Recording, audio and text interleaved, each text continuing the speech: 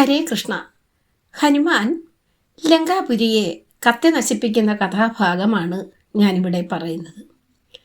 രാവണന്റെ കൽപ്പന പ്രകാരം രാക്ഷസന്മാർ വാനരന്റെ വാലിന്മേൽ തുണി ചുറ്റി അതിലെണ്ണയൊഴിച്ച് അഗ്നി കൊളുത്തി തെരുവുകൾ തോറും കൊണ്ട് നടന്ന് അപമാനപ്പെടുത്താൻ തീരുമാനിച്ചു.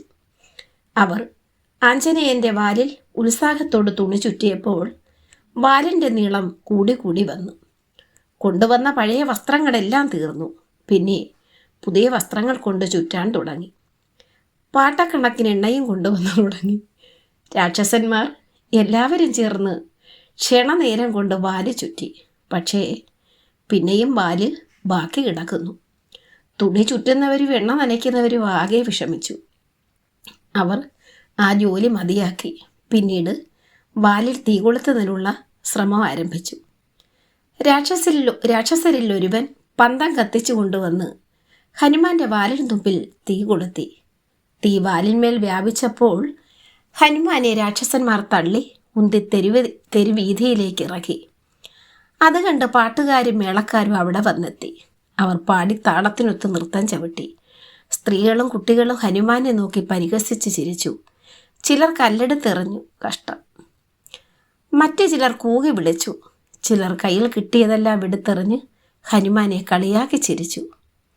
സീതാദേവിയുടെ പക്ഷം പിടിച്ച് സംസാരിച്ച ഹനുമാന് സംഭവിച്ച ദുരന്തം അറിയിക്കുവാൻ ചില രാക്ഷസികൾ സീതാദേവിയുടെ അടുത്തേക്ക് ഓടി. നടന്ന സംഭവങ്ങളെല്ലാം സീതാദേവിയെ പറഞ്ഞു കേൾപ്പിച്ചു. ഹനുമാന് സംഭവിച്ച ആപത്തുകൾ അറിഞ്ഞു സീതാദേവി ദുഃഖിച്ചു.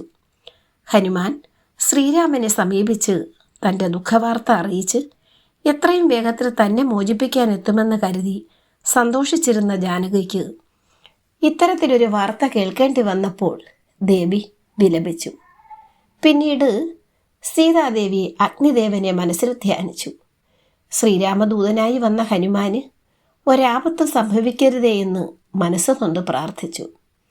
സീതാദേവിയുടെ പ്രാർത്ഥന ചെവിക്കൊണ്ട അഗ്നിദേവൻ താൻ ഹനുമാനെ സ്പർശിക്കുക പോലുമില്ലെന്ന് സീതാദേവിക്ക് വാക്കുകൊടുത്തു. ഹനുമാന്റെ വാലിൽ കൊളുത്തിയ തീ നിമിഷം കൊണ്ട് ആളിക്കത്തി. എന്നാൽ ഹനുമാന് ചൂട് അനുഭവപ്പെട്ടതേയില്ല. വായുദേവന്റെ മിത്രമാണല്ലോ അഗ്നിദേവൻ. അതിനാൽ വായുപുത്രനെ പൊള്ളലേൽപ്പിക്കാൻ അഗ്നിദേവൻ തയ്യാറായില്ല. രാക്ഷസന്മാരുടെ പ്രവൃത്തികൾ കണ്ട് ക്ഷമകെട്ട ഹനുമാൻ ഒരിടത്ത് തന്നെ അനങ്ങാതെ നിന്നു. ഹരേ കൃഷ്ണ. ഈ കഥയുടെ അടുത്ത ഭാഗം അടുത്തത്.